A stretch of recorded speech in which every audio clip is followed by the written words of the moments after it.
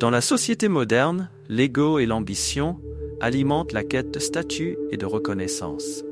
Très souvent, nous nous retrouvons dans une course effrénée pour nous démarquer, comme si notre identité dépendait du fait d'être vu et admiré. Mais est-ce vraiment la seule façon de réussir ? Il existe des moyens plus subtils, moins fatigants, de se distinguer dans un monde compétitif. Contrairement à la recherche incessante de prouver sa valeur, il existe une stratégie qui peut sembler presque contre-intuitive. Adopter la simplicité et parfois même paraître un peu idiot. Le philosophe Schopenhauer suggérait que, au lieu de toujours vouloir montrer notre intelligence et nos compétences, nous pourrions opter pour ce qu'il appelle l'idiotie stratégique. Imaginez par exemple une réunion d'affaires où tout le monde essaie de prouver à quel point il est brillant. Au milieu de tout cela, une personne qui reste silencieuse ou qui pose des questions apparemment naïves peut en réalité observer plus que quiconque. Cette attitude désarme les autres et crée une position de force cachée. Ce qui semble être une posture passive peut en fait être une stratégie active pour éviter les conflits et l'envie. En agissant de cette manière, vous vous protégez de devenir une cible de manipulation ou d'hostilité, typique des environnements compétitifs. Lorsque les gens ne perçoivent pas de menaces, ils ont tendance à révéler plus facilement leurs véritables intentions. C'est comme porter un masque social qui nous permet d'observer sans être observé. Dans ce sens, la fausse simplicité devient un outil puissant pour naviguer dans les complexités des relations humaines sans être piégé par les jeux d'ego. En fin de compte, la paix intérieure qui découle du détachement de la validation extérieure est l'une des plus grandes forces que nous pouvons acquérir. Adopter le rôle de l'idiot, comme nous le suggère Schopenhauer, est une forme d'autodéfense. Dans un monde où l'ambition et l'ego dominent les interactions humaines, l'intelligence et le succès peuvent attirer l'envie et l'hostilité. La société réagit souvent négativement lorsque quelqu'un se distingue trop.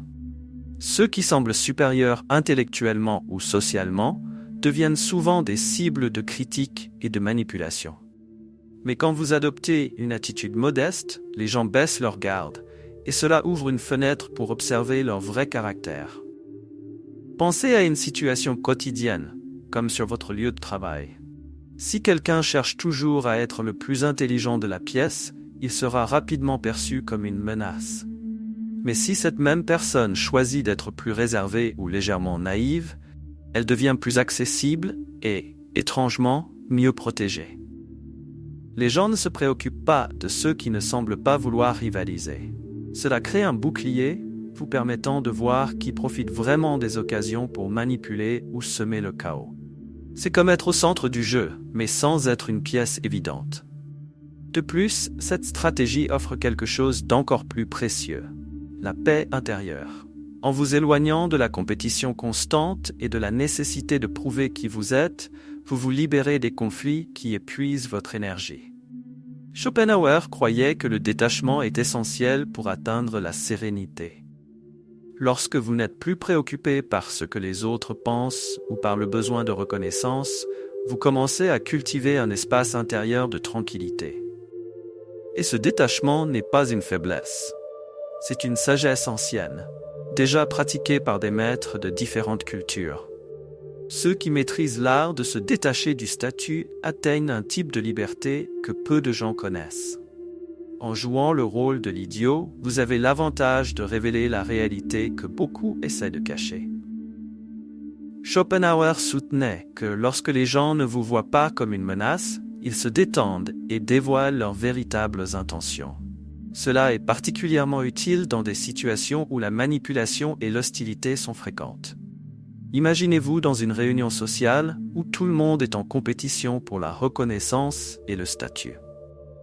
Tandis que chacun tente de montrer sa meilleure image, la personne qui adopte une attitude plus simple finit par percevoir ce qui se cache derrière les mots et les gestes superficiels.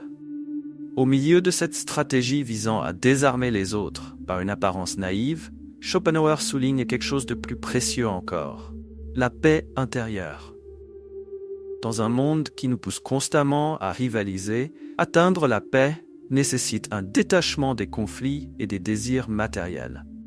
Lorsque vous vous libérez du besoin d'approbation externe, quelque chose de profond se produit. Les conflits internes diminuent et vous trouvez un équilibre entre l'être et le paraître. Le rôle de l'idiot, lorsqu'il est bien interprété, n'est pas une fuite de la réalité, mais une façon de préserver sa tranquillité face aux tempêtes sociales. Ce détachement, si souvent évoqué par Schopenhauer, rappelle le concept de l'ascétisme, l'acte de renoncer aux désirs excessifs et de trouver le contentement dans la simplicité. En adoptant l'attitude de celui qui n'est pas au centre de la lutte pour le statut ou la reconnaissance, vous évitez d'être entraîné dans les drames et l'envie qui imprègne ces compétitions. Cela ne signifie pas renoncer au succès, mais plutôt rediriger l'attention vers ce qui compte vraiment. La sérénité. Plutôt que de se laisser absorber par les intrigues quotidiennes, vous vous placez dans une position où les opinions des autres vous affectent beaucoup moins. La clé ici est le contrôle de soi. Lorsque vous ne réagissez pas de manière impulsive aux stimuli extérieurs, il devient possible de naviguer dans les situations avec plus de légèreté.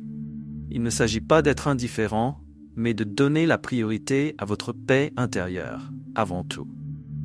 Le rôle de l'idiot que Schopenhauer propose peut aussi être vu comme un masque social que nous utilisons pour manœuvrer plus librement dans les interactions quotidiennes. Au lieu de nous noyer dans les querelles d'ego, l'apparente simplicité nous offre un avantage stratégique. Il est intéressant de penser que, dans un monde obsédé par le statut et la reconnaissance, celui qui semble moins préoccupé par son image finit par avoir plus de contrôle sur les situations. C'est comme si, en renonçant à l'envie d'impressionner, vous gagniez plus de liberté pour agir de manière authentique. Cette tactique devient encore plus fascinante lorsque nous voyons des parallèles historiques et culturels. À la cour médiévale, les bouffons utilisaient l'apparence d'idiots pour exercer une influence sur les rois et les nobles. Ils pouvaient dire des vérités que d'autres n'osaient pas, justement parce que personne ne les voyait comme des menaces. Le même concept se retrouve dans le taoïsme, notamment dans le Wu Wei, qui prône l'action par la non-action. Être passif ou sembler passif peut être le moyen le plus efficace de se déplacer dans un monde qui valorise l'agressivité et l'ambition démesurée. Bien que la stratégie de paraître idiot ait ses avantages, Schopenhauer avertit également des risques et des limites de cette approche. Dans certains contextes, comme le milieu professionnel, assumer le rôle de l'idiot peut que compromettre votre crédibilité et freiner votre progression. Si cette stratégie est utilisée de manière excessive, il y a le risque de perdre votre authenticité et votre respect de soi, ce qui peut entraîner des conséquences négatives à long terme. Tout dépend de l'équilibre. Le secret est de savoir quand et où appliquer cette stratégie de simplicité intentionnelle, sans perdre de vue qui vous êtes vraiment. Imaginez quelqu'un qui adopte cette posture dans un environnement de travail compétitif, mais qui finit par être perçu comme une personne qui ne prend rien au sérieux. À long terme, cette personne pourrait perdre des opportunités de croissance ou être sous-estimée de manière permanente. Schopenhauer nous enseigne que l'idiotie stratégique est un outil à utiliser avec discernement et non un mode de vie. La clé réside dans l'équilibre entre l'apparence de simplicité et les moments d'affirmation, où vos compétences et votre intelligence doivent briller, assurant ainsi que l'authenticité et la crédibilité ne soient pas compromises. D'un autre côté, il est aussi important de savoir quand abandonner cette stratégie au profit d'une posture plus directe et assertive. En fin de compte, la sagesse de Schopenhauer nous montre que la simplicité peut être l'une des armes les plus puissantes dans un monde dominé par la compétition.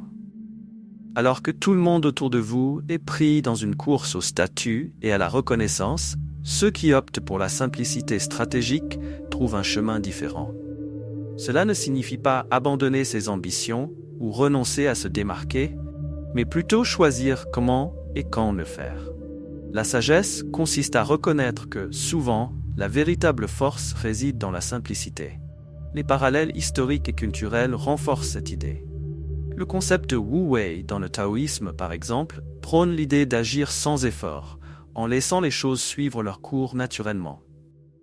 Ce principe s'aligne avec la philosophie de Schopenhauer, qui croit que forcer les résultats ne fait qu'ajouter des conflits et de la frustration.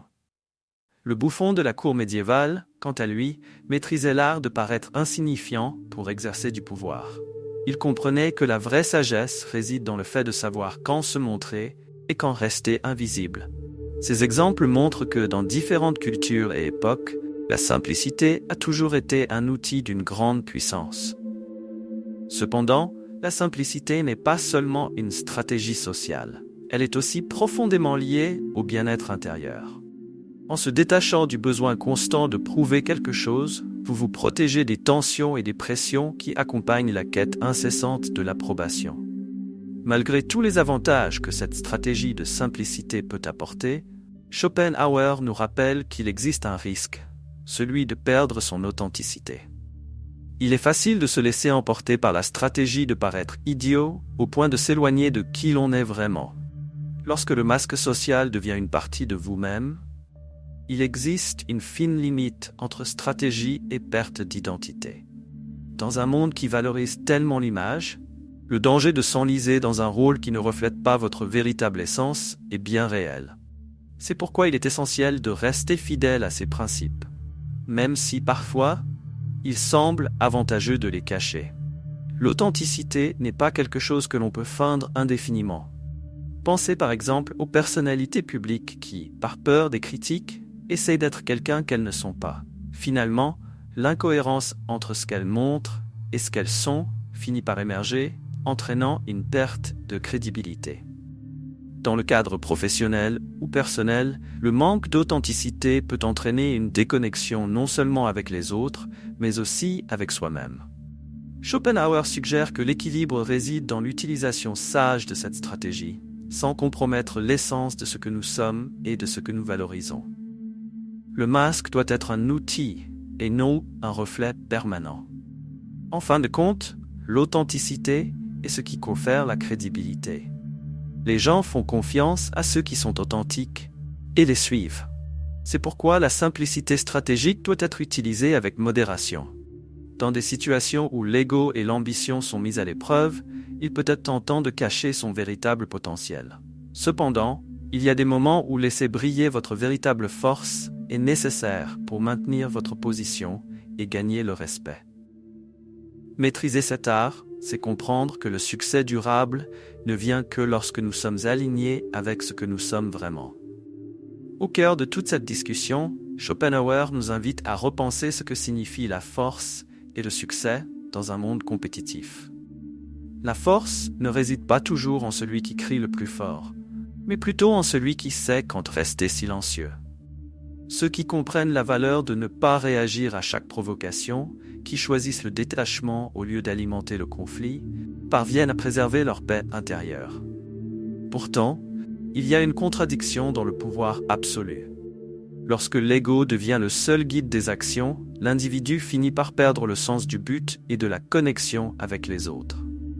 Ce dilemme entre l'ego et la sérénité est quelque chose que l'on peut observer dans notre propre vie. Par exemple, des personnes qui atteignent des niveaux élevés de succès rapportent souvent un sentiment de vide, comme si la quête de plus de statut ne suffisait pas à combler un espace plus profond. La sagesse de Schopenhauer nous enseigne que plus nous nous éloignons du besoin de contrôle absolu et de validation externe, plus nous nous rapprochons d'une vie pleine de sens et de but. Le véritable pouvoir est celui qui n'a pas besoin d'être constamment affirmé. Alors, il est temps de réfléchir. Avez-vous vraiment besoin de prouver quelque chose à quelqu'un pour être valorisé? Est-ce que toute cette course au statut et à la reconnaissance vous apporte vraiment la paix intérieure ou seulement plus d'anxiété? Schopenhauer nous offre une carte pour la simplicité stratégique, mais il nous avertit également qu'il est essentiel de maintenir l'authenticité tout au long du chemin. Êtes-vous prêt à expérimenter cette nouvelle forme de pouvoir, qui n'a pas besoin de s'exhiber pour exister? Ou allez-vous continuer à rester prisonnier des chaînes de l'ego et de la compétition?